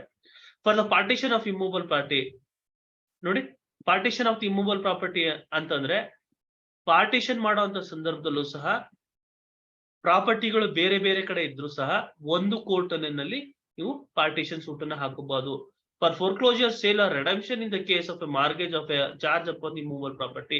ರೆಡಂಪ್ಷನ್ ಆಫ್ ದಿ ಮಾರ್ಗೇಜ್ ಪ್ರಾಪರ್ಟಿ ಅಂತ ಹೇಳಿ. ರೆಡಂಪ್ಷನ್ ಆಫ್ ಮಾರ್ಗೇಜ್ ಪ್ರಾಪರ್ಟಿ ಅಂತಂದ್ರೆ ನಾನು ಅಡ ಇಟ್ಟ ಅಂತ ಒಂದು ಪ್ರಾಪರ್ಟಿ ವಿಚಾರವಾಗಿ ನನ್ನ ಪ್ರಾಪರ್ಟಿಯಲ್ಲಿ ಇರುತ್ತೆ. ನನ್ನ ಪ್ರಾಪರ್ಟಿ ಬಳ್ಳಾರಿನಲ್ಲಿ ಇರ್ತದೆ. ಆ ಬಳ್ಳಾರಿ ಇಲ್ಲಿರೋಂಥ ಪ್ರಾಪರ್ಟಿ ವಿಚಾರವಾಗಿ ನಾನು ಬೆಂಗಳೂರು ಕೋರ್ಟ್ ನಲ್ಲಿ ಹಾಕೊಳಕ್ ಆಗ್ತದ? ನಾನು ಆ ಪ್ರಾಪರ್ಟಿ, ಆ ಒಂದು ಬಳ್ಳಾರಿ ಪ್ರಾಪರ್ಟಿ ಮೇಲೆ ನಾನು ಸಾಲವನ್ನ ತಗೊಂಡಿರ್ತೇನೆ. ಸಾಲ ತಗೊಂಡು ಸಾಲವನ್ನ ಕಟ್ಟಿರಲ್ಲ, ಆ ಸಾಲವನ್ನ ಆ ಒಂದು ಪ್ರಾಪರ್ಟಿನ ಫೋರ್ಫಿಟ್ ಮಾಡ್ಬಿಟ್ಟಿರ್ತಾರೆ ಫೈನಾನ್ಷಿಯಲ್ ಇನ್ಸ್ಟಿಟ್ಯೂಷನ್ ಅವರು. ಅಂತ ಸಂದರ್ಭದಲ್ಲಿ ಅವ್ರಿಗೆ ನಾನು ವಾಪಸ್ಸನ್ನ ಕೊಡ್ಬೇಕು. ಸೊ ಆ ಹಣವನ್ನ ಕೊಟ್ಟಿರಲ್ಲ, ನಾನು ಹಣ ಕೊಡಕ್ ರೆಡಿ ಇದೆ, ನನ್ನ ಪ್ರಾಪರ್ಟಿನ ಕೊಡಿ ಅಂತ ನಾನು ಕೇಳ್ಬೇಕಾದ್ರೆ ನಾನು ಎಲ್ಲಿ ಹೋಗ್ಬೇಕು ಅಂದ್ರೆ ಬಳ್ಳಾರಿಗೆ ಹೋಗ್ಬೇಕಾಗತ್ತೆ. ಯಾಕಂದ್ರೆ the property situated where that mortgage property are the where the mortgage property and I need to redeem it back. So where I need to approach the property where it is situated, where the property is situated at Ballari, you need to go to Ballari and you need to institute a suit. ಅಲ್ಲೇ ಹೋಗಿ suit ಅನ್ನ ಹಾಕೊಳ್ಳುವಂಥದ್ದು. For the determination of any other right or interest in immovable property, ಎಲ್ಲಿ interest, ಆ ಒಂದು interest ಇತ್ತು ಪ್ರಾಪರ್ಟಿಯಲ್ಲಿ, ಅಲ್ಲೇ ನೀವು ದಾವನ್ನ ಹಾಕೊಬೇಕು. Compensation for wrong to immovable property. Compensation to wrong to immovable property ಅಂದ್ರೆ where the property is situated, where you had committed any tort. ಎಲ್ಲಿ ಒಂದು ತೆಂಗಿನ ತೋಟ, ಆ ತೆಂಗಿನ ತೋಟದಲ್ಲಿ ಆ ತೋಟವನ್ನ ಹಾಳು ಮಾಡಿರುವಂತ ಸಂದರ್ಭದಲ್ಲಿ ಆ ತೆಂಗಿನ ತೋಟ ಎಲ್ಲಿದೆ? ತಿಪ್ಟೂರಿನಲ್ಲಿ ಇದೆ. ನೀನು ತಿಪ್ಟೂರ್ ಕೋರ್ಟ್ ನಲ್ಲಿ ಹಾಕೋಬೇಕಾಗುತ್ತೆ. For the recovery of movable property actually under distraint or attachment, ಎಲ್ಲಿ ಅಟ್ಯಾಚ್ಮೆಂಟ್ ಅನ್ನ ಮಾಡಿದ್ರು ಅಂತ ಸಂದರ್ಭದಲ್ಲಿ ಅಲ್ಲೇ ಕೋರ್ಟ್ಗೆ ನೀವು ಹಾಕೋಬೇಕಾಗುತ್ತೆ. Shall be instituted in the court within the local limits of whose jurisdiction the property is situated. ಎಲ್ಲಿ ಪ್ರಾಪರ್ಟಿ ಸಿಚುಯೇಟೆಡ್ ಆಗಿರುತ್ತೆ ಅಲ್ಲಿ. ಎರಡು ಕಡೆ ಇರುತ್ತೆ, ಆ ಕೋರ್ಟ್ಗೂ ಇರುತ್ತೆ, ಈ ಕೋರ್ಟ್ಗೂ ಇರುತ್ತೆ. ಅಂತ ಸಂದರ್ಭದಲ್ಲಿ ಯಾವ್ದಾದ್ರು ಒಂದು ಕೋರ್ಟ್ಗೆ ನೀವು ಹಾಕೋಬೇಕಾಗತ್ತೆ. ಈ ಕಡೆ ಕೋಲಾರಲ್ಲೂ ಇರುತ್ತೆ, ಈ ಕಡೆ ಚಿಂತಾಮಣಿನೂ ಇರುತ್ತೆ. ನೀವು ಚಿಂತಾಮಣಿಲಿ ಇದ್ದಂತ ಪ್ರಾಪರ್ಟಿ ವಿಚಾರದಲ್ಲಿ ಚಿಂತಾಮಣಿಲಿ ಬೇಕಾದ್ರೂ ದಾವೆಯನ್ನ ಹಾಕೋಬಹುದು, ಇಲ್ಲ ಕೋಲಾರಲ್ಲಿ ಬೇಕಾದ್ರೂ ಇನ್ಸ್ಟಿಟ್ಯೂಟ್ ಅನ್ನ ಮಾಡ್ಬೋದು. ಸೊ ಆ ಒಂದು ಚಿಂತಾಮಣಿಲಿ ಇರೋಂತ ಪ್ರಾಪರ್ಟಿನ ಈ ಕೋಲಾರಲ್ಲೇನೆ ಆ ಶೆಡ್ಯೂಲ್ ನಲ್ಲಿ ತೋರಿಸಬಹುದು. ಆ ಪ್ಲೇಟ್ ಅಲ್ಲಿ ಲಾಸ್ಟ್ ಕಾಲಮ್ ನಲ್ಲಿ ಶೆಡ್ಯೂಲ್ ಅಂತ ಮಾಡ್ತಾರೆ. Scheduled property, the suit schedule property ಅಂತ ಹೇಳ್ತಾರೆ. ಸೊ ಆ ರೀತಿಲಿ ಅದನ್ನ ತಿಳ್ಕೊಬೇಕಾಗತ್ತೆ. Suits for removal property situate with in jurisdiction of different courts ಅಂತ ಸಂದರ್ಭದಲ್ಲಿ ಸೆಕ್ಷನ್ 17 ಅದನ್ನೇ ಹೇಳುತ್ತೆ. Where a suit is to obtain relief respecting or compensation for wrong or to immobile property situate within the jurisdiction of different court, the suit may be instituted in any court within the local limits of whose jurisdiction any portion of the property situated. ಈ ಕಡೆ ಏನು ಚನ್ನಪಟ್ಟಣದಲ್ಲೂ property ಇದೆ, ಈ ಕಡೆ ರಾಮನಗರದಲ್ಲೂ property ಇದೆ. ಅಂತ ಸಂದರ್ಭದಲ್ಲಿ ನೀವು ರಾಮನಗರದ ಬೇಕಾದ್ರೂ ಹಾಕೋಬಹುದು, ಇಲ್ಲ ಅಂದ್ರೆ Channapatna principal civil judge court ನಲ್ಲೂ ಸಹ ಹಾಕೊಬಹುದಾಗುತ್ತೆ. ಸೊ ಅದು ನಿಮ್ಗೆ ಸೆಕ್ಷನ್ 17 ಹೇಳ್ತು. ಸೆಕ್ಷನ್ 18 ಏನ್ ಹೇಳುತ್ತೆ? Place of institution of suit where local limits of jurisdiction of the courts are uncertain. So uncertain ಸ್ವಾಮಿ, ಆ ಕಡೆ ಯಾರು ಸೇರುತ್ತೆ, ಅದು ಕರ್ನಾಟಕ ಬಾರ್ಡರ್ ಸೇರುತ್ತಾ ಅಥವಾ ಕರ್ನಾಟಕ ಅದು ಆಂಧ್ರ ಬಾರ್ಡರ್ ಸೇರುತ್ತಾ ಅನ್ನೋ ಕನ್ಫ್ಯೂಷನ್ ಅಲ್ಲಿ ಇದ್ದಾಗ ಯಾವ್ದಾದ್ರು ಒಂದು ಕೋರ್ಟ್ ಅಲ್ಲಿ ಹಾಕೊಬಹುದು. ಟ್ರಾನ್ಸ್ಫರ್ ಆಫ್ ಸಿವಿಲ್ ಕೇಸಸ್ ಅಂತ ಹೇಳಿ ಸುಪ್ರೀಂ ಕೋರ್ಟ್ ನಲ್ಲಿ ಹಾಕೊಂತಾರೆ. ಟ್ರಾನ್ಸ್ಫರ್ ಆಫ್ ಸಿವಿಲ್ ಕೇಸಸ್ ಅಂತ ಹೇಳಿ ಅಂದ್ರೆ ಒಂದು ಸ್ಟೇಟ್ ಇನ್ನೊಂದು ಸ್ಟೇಟ್ ಸಂದರ್ಭದಲ್ಲಿ ಅದರಲ್ಲಿ ಕೆಲವೊಂದು ಎಕ್ಸೆಪ್ಷನ್ಸ್ ಗಳು ಸಹ ನಾವು ನೋಡ್ತೀವಿ. Suit for compensation for wrongs to person or movables, ಎಲ್ಲಿ ರಾಂಗ್ ಆಗಿ ಕಮಿಟ್ ಆಗಿದೆ ಅಲ್ಲಿ ಹಾಕೊಳ್ಳುವಂಥದ್ದು ಅದು ಸೆಕ್ಷನ್ 19 ಹೇಳ್ತದೆ. Other suits to be instituted where defendant reside or cause of action arises ಅಂತ ಹೇಳ್ತಾರೆ. ಅಂದ್ರೆ subject to the limitation aforesaid, every suit shall be instituted in a court within the local limits of whose jurisdiction the defendant or each of the defendants where there are more than one at the time of the commencement of the suit actually and voluntarily resides or carries on business or personally works for gain. Defendants ಒಬ್ಬೊಬ್ರು defendants ಒಂದೊಂದ್ ಕಡೆ ಇದ್ದಾರೆ, ಪ್ರತಿವಾದಿಗಳು ಈ ಕಡೆ ಇಲ್ಲೊಬ್ಬ ಕೋಲ್ಕತ್ತಾದಲ್ಲಿದ್ದಾನೆ, ಎಲ್ಲರೂ partners, but ಆದ್ರೆ ಎಲ್ಲೂ ಸಹ ಒಬ್ರು ಒಂದ್ ಜಾಗದಲ್ಲಿ ಇಲ್ಲ. ಅಂತ ಸಂದರ್ಭದಲ್ಲಿ ಪ್ಲೇಂಟಿಫ್ ಬೆಂಗಳೂರನ್ನಾಗಿರ್ತಾನೆ, ಡಿಫೆಂಡೆಂಟ್ಸ್ ಎಲ್ಲರೂ ಬೇರೆ ಬೇರೆ ಸ್ಟೇಟ್ನವರಾಗಿರ್ತಾರೆ. ಅಂತ ಸಂದರ್ಭದಲ್ಲಿ ಎಲ್ಲಿ ಹಾಕೊಬಹುದು ಅಂತಂದ್ರೆ ಕಾಸ್ ಆಫ್ ಆಕ್ಷನ್ ಎಲ್ಲಿ ಅರೋಸ್ ಆಯ್ತು, ಬೆಂಗಳೂರಿನಲ್ಲಿ ಕಾಸ್ ಆಫ್ ಆಕ್ಷನ್ ಅರೈಸ್ ಆಯ್ತು, ಹಂಗಾಗಿ ನಾನು ಬೆಂಗಳೂರಿನಲ್ಲಿ ಸೂಟನ್ನ ಹಾಕೊಂಡಿರ್ತೇನೆ, ಅವರೇ ಬರ್ಬೇಕಾಗ್ತದೆ. ನೋಡಿ, the defendant or each of the defendant where there are more than one at the time of the commencement of the suit actually and voluntarily resides or carries on business or personally works for gain. ಎಲ್ಲಿ business ನಡೀತಾ ಇದೆ ಅಲ್ಲೂ ಸಹ ಹಾಕೊಬಹುದು. ಅಥವಾ at the time of the commencement of the suit actually and voluntarily resides or carries on business or personally works for gain, provided that in such case either the leave of the court is given. So it is the leave of the court ಅಂದ್ರೆ permission of the court, you need to file the suit ಅನ್ನೋದನ್ನ ನೀವು ನೆನಪಲ್ಲಿ ಇಟ್ಕೊಬೇಕು. Section 20 objection to jurisdiction. Section 21 objection ನ ಮಾಡುವಂತದ್ದು, ಯಾವ ರೀತಿಯಲ್ಲಿ objection ಅನ್ನ ಮಾಡುವಂತದ್ದು ಅದನ್ನ ನೀವು ನೋಡ್ಕೊಳ್ಳಿ. ಸೆಕ್ಷನ್ 21A ನೋಡಿ, ತುಂಬಾ important. Bar on suit to aside declare on objection to place of suing. Rejection of plaint amounts to a decree ಅಂತ. Rejection of plaints amounts to a decree. ನೀವು ಆ ಪ್ಲೈಂಟ್ ನ ರಿಜೆಕ್ಟ್ ಮಾಡ್ಬಿಟ್ರು, ಇದು jurisdiction ಬರಲ್ಲ ಅಂತ ಹೇಳಿ, ಸೊ ಅದು ಅವಾಗ ಏನಾಗುತ್ತೆ, ಅದು ಇಟ್ ಅಮೌಂಟ್ಸ್ ಟು ಡಿಕ್ರಿ, ಅದನ್ನ ಬಾರ್ ಮಾಡ್ತದೆ. ಅಂದ್ರೆ bar on suit to set aside decree on objection to place of suing. No suit shall lie challenging the validity of a decree passed in a former suit between the same parties. Res judicata ಅಂತ ನಾವು ಕರಿತೀವಿ. Res judicata ಅಂತಂದ್ರೆ ಏನು? Whether it is already declared with whether is already disposed of. So same on the same cos of action on the same parties you cannot file a suit. So ಆ ರೀತಿಯಲ್ಲಿ section 21 ಸಹ ಸಹಕಾರಿಯಾಗಿ ಕೆಲಸ ಮಾಡ್ತದೆ ನೋಡಿ. So ಇಷ್ಟು ನಾವು ನೋಡ್ತೀವಿ. ಕಾಸ್ of action ಅಂತ ಹೇಳಿದೆ ನಾನು ನೋಡಿ. Power of supreme court to transfer suits ಅಂತ ಇದೆ. ಸೆಕ್ಷನ್ 25 ಆಫ್ ದಿ CPC ಅಲ್ಲಿ ಅಡಿಯಲ್ಲಿ ಅಪ್ಲಿಕೇಶನ್ ಅನ್ನ ಹಾಕೊಂತಾರೆ ಸುಪ್ರೀಂ ಕೋರ್ಟ್ ನಲ್ಲಿ. Section 25 of the CPC. So section 26 ನಿಮ್ಗೆ ಇನ್ಸ್ಟಿಟ್ಯೂಷನ್ ಆಫ್ ಸೂಟ್ಸ್ ಬಗ್ಗೆ ಹೇಳುತ್ತೆ. ಏನಂತ ಹೇಳಿದ್ರೆ, every suit shall be instituted by the presentation of plaint or in such manner as may be prescribed. So civil rules of practice ಅಂತ ನಾವು ಕರಿತೀವಿ. So civil rules of practice ಅಲ್ಲಿ ಏನು procedure ಇದೆ ಆ ಪ್ರೊಸೀಜರ್ ಪ್ರಕಾರ ಸೊ ಸೂಟ್ ಅನ್ನ ಹಾಕುವಂತದ್ದು. So ಇಷ್ಟು ನಾವು ನೋಡ್ತೀವಿ. ಪ್ಲೇಸ್ ಆಫ್ ಸೂಯಿಂಗ್ ಆಯ್ತು, ಜೂರಿಸ್ಡಿಕ್ಷನ್ ಆಯ್ತು. ಜೂರಿಸ್ಡಿಕ್ಷನ್ ಅಲ್ಲಿ ಅಡಿಯಲ್ಲಿ ನಿಮ್ಗೆ territorial jurisdiction, pecuniary jurisdiction, jurisdiction particular to the subject matter ಅಂತ ನಾವು ಕರಿತೀವಿ. ಸಬ್ಜೆಕ್ಟ್ ಮ್ಯಾಟರ್ ಅಂತ ಏನು, ನಾನು ತಮ್ಗೆ ಹೇಳಿದೆ, ಪೊಕ್ಸೋ ಇರ್ಬೋದು ಅಥವಾ ಪರ್ಟಿಕ್ಯುಲರ್ SC/ST ಮ್ಯಾಟರ್ಗಳಿರ್ಬೋದು. ಅಂತ ಸಂದರ್ಭದಲ್ಲಿ ಅದ್ರದ್ದೇ ಆದಂತ ಪರ್ಟಿಕ್ಯುಲರ್ ನಾವು ನೋಡ್ತೀವಿ. Pecuniary jurisdiction, territorial jurisdiction, jurisdiction ಅಷ್ಟು subject matter. Jurisdiction to subject matter ಅಂದ್ರೆ ಮೆಟ್ರಿಮೋನಿಯಲ್ ಮ್ಯಾಟರ್ಸ್ ಇರ್ಬೋದು ಅಥವಾ ಲೇಬರ್ದು ಮ್ಯಾಟರ್ಸ್ ಇರ್ಬೋದು. ಅದು ಪರ್ಟಿಕ್ಯುಲರ್ ಕೋರ್ಟ್ಗಳಂತ ಸ್ಪೆಸಿಫಿಕ್ ಆಗಿ ಮೆನ್ಷನ್ ಮಾಡಿ ಅಲ್ಲೇ ಹಾಕೊಬೇಕು. ಸೊ ಅದನ್ನ ನಾವು ನೋಡ್ತೀವಿ. ಸೂಟ್ಸ್ ಆಫ್ ಸಿವಿಲ್ ನೇಚರ್ ಅಂತಂದ್ರೆ right to property. The following are suits of civil nature: right to worship, suits relating to right to share in offering, suit for damages for civil wrongs, suit for specific relief, suits for rent, suits for restitution of conjugal rights, suits for dissolution of partnership, suits for accounts, suits for damages for the breach of contract. All this constitute suits in civil nature ಅಂತ ಹೇಳ್ತೀವಿ. ಯಾವ್ಯಾವ್ದು civil nature ಅಲ್ಲ ಅಂತ ಪ್ರಶ್ನೆ ಬಂದಾಗ ಏನು the suit of declaration of a member of a caste refrain from invitation to a caste dinner. Caste dinner ಅಂತಂದ್ರೆ ಏನು ಅಂದ್ರೆ ಅವರ ಜಾತಿಯ ಒಂದು ವಿಚಾರದಲ್ಲಿ ಒಂದು ಊಟಕ್ಕೆ ಕರೆದಿರ್ತಾರೆ, ಊಟಕ್ಕೆ ಅವನ ಕರೆದಿರಲ್ಲ ಅಂತ ಸಂದರ್ಭದಲ್ಲಿ ಅಯ್ಯೋ ನಾನು ಊಟಕ್ಕೆ ಕರೆದಿಲ್ಲ, ಇವರು ಡಿನ್ನರ್ ಕರೆದಿಲ್ಲ ಅಂತ ಹೇಳಿ ಇವರು ನನ್ನ ಇದ್ ಮಾಡಿದ್ದಾರೆ ಅಂತ ಹೇಳಿ ನೀನು ಹೋಗ್ಬಿಟ್ಟು ಸಿವಿಲ್ ದಾವೆಯನ್ನು ಹೂಡ್ಬೋದು ಅಂದ್ರೆ ಸಿವಿಲ್ ದಾವೆಯನ್ನು ಹೂಡ್ಲಿಕ್ಕೆ ಬರಲ್ಲ. ನೋಡಿ, suit for expulsion of member from the caste, ಆ ಕಾಸ್ಟ್ ಇಂದ ಆ ಒಂದು ಕಮ್ಯುನಿಟಿನ ಹೊರಗಡೆ ಆಗದಂತ ಸಂದರ್ಭದಲ್ಲಿ ಅವ್ರನ್ನ ನಾವು ಅದನ್ನ ಸಿವಿಲ್ ಇನ್ ನೇಚರ್ ಅಂತ ಹೇಳಿದ್ರೆ ಸಿವಿಲ್ ಇನ್ ನೇಚರ್ ಅಂತ ಹೇಳಲಿಕ್ಕೆ ಬರಲ್ಲ. ಸಿವಿಲ್ ಇನ್ ನೇಚರ್ ಅಂತಂದ್ರೆ ಏನು ಅಂದ್ರೆ pertaining to the private rights and remedies of a citizen as distinguished from a criminal, political, etc. ಅಂತ ಹೇಳುತ್ತೆ. Civil is not defined in the CPC. Civil ಅನ್ನೋ ಪದಕ್ಕೆ ವ್ಯಾಖ್ಯಾನನೇ ಇಲ್ಲ ಕ್ರಿಮಿನಲ್ ಸಿವಿಲ್ ಪ್ರೊಸೀಜರ್ ಕೋಡ್ ನಲ್ಲಿ. ಅದೇನ್ ಹೇಳುತ್ತೆ ಅಂದ್ರೆ pertaining to the private rights ಅಂತ ಹೇಳ್ಬಿಡುತ್ತೆ, which includes the fundamental rights also. So ಇಲ್ಲಿ ನಾವು ಒರಿಜಿನಲ್ ಅಂಡ್ ಅಪೆಲೇಟ್ ಜೂರಿಸ್ಡಿಕ್ಷನ್ ಅಂತಾನು ಸಹ ನೋಡ್ತೀವಿ. ಒರಿಜಿನಲ್ ಜೂರಿಸ್ಡಿಕ್ಷನ್ ಮತ್ತು ಅಪೆಲೇಟ್ ಜೂರಿಸ್ಡಿಕ್ಷನ್. ಇಲ್ಲಿ district judge and high courts are having original as well as appellate jurisdiction. Munsif court ಅಂದ್ರೆ civil court, civil judge junior division ನಾವು munsif court ಅಂತಾನು ಸಹ ಕರಿತೀವಿ, ಅಥವಾ courts of civil judge and judges of the small causes courts R having original jurisdiction. ಮೊದಲು ಎಲ್ಲಿ try ಮಾಡಬೇಕು ಅನ್ನೋದು ಒರಿಜಿನಲ್ ಜೂರಿಸ್ಡಿಕ್ಷನ್ ಇರುತ್ತೆ. ಈ ಡಿವೋರ್ಸ್ ಕೇಸ್ಗಳು ಒರಿಜಿನಲ್ ಜೂರಿಸ್ಡಿಕ್ಷನ್ ಯಾವುದು district court. Bale application section 438 ನ ನೀವು ಎಲ್ಲಿ ಹಾಕೊಂತೀರಿ? ಸೆಷನ್ಸ್ ಕೋರ್ಟ್ ನಲ್ಲಿ ಹಾಕೊಂತೀರಿ.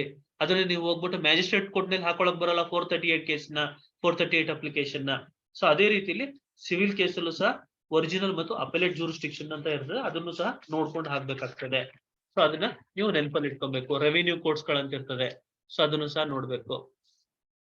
So exclusion of jurisdiction of civil court ಅಂತ ಹೇಳ್ತೀವಿ. ದಲ್ಲುಬಾಯ್ ವರ್ಸಸ್ ಸ್ಟೇಟ್ ಆಫ್ MP ಅನ್ನೋ ಒಂದು ಕೇಸಲ್ಲೂ ಸಹ ಸುಪ್ರೀಂ ಕೋರ್ಟ್ ನವರು ಹೇಳಿದ್ದಾರೆ, ನೀವು ಎಲ್ಲಿ ಆ ಸ್ಪೆಷಲ್ ಟ್ರಿಬ್ಯುನಲ್ಸ್ ಗಳನ್ನ ಮಾಡಿದಂತ ಸಂದರ್ಭದಲ್ಲಿ ಆ ಸ್ಪೆಷಲ್ ಟ್ರಿಬ್ಯುನಲ್ ಅನ್ನೇ ಹಾಕೊಬೇಕು, ಅಥವಾ ಲೋಕ್ ಅದಾಲತ್ ಟ್ರಿಬ್ಯುನಲ್ ಅಂತ, ಅಥವಾ ಇಂಡಸ್ಟ್ರಿಯಲ್ ಟ್ರಿಬ್ಯುನಲ್ ಅಥವಾ ಲೇಬರ್ ಕೋರ್ಟ್ ಅಲ್ಲಿ ಹಾಕೊಳ್ಳುವಂತದ್ದು, ಅದನ್ನ ನೀವು ಇದ್ ಮಾಡ್ಕೊಬೇಕು ಅಂತ ಹೇಳಿ ಹೇಳ್ತಾರೆ.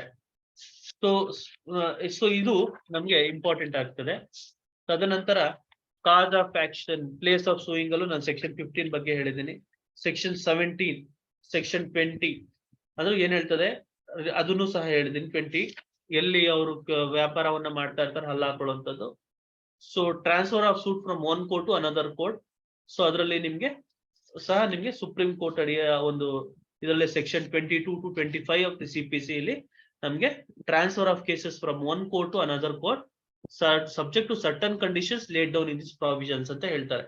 ಸೊ ಅದರಲ್ಲೂ ಸಹ ಕೋರ್ಟ್ ಕೆಲವೊಂದು ಮಾನದಂಡಗಳನ್ನ ನೋಡುತ್ತೆ, ಬ್ಯಾಲೆನ್ಸ್ ಆಫ್ ಕನ್ವೀನಿಯನ್ಸ್ ನೋಡುತ್ತೆ, ಎಲ್ಲಿ common questions of facts and ಲಾ ಹುಟ್ಟಿದೆ ಅಂತ ನೋಡ್ತದೆ.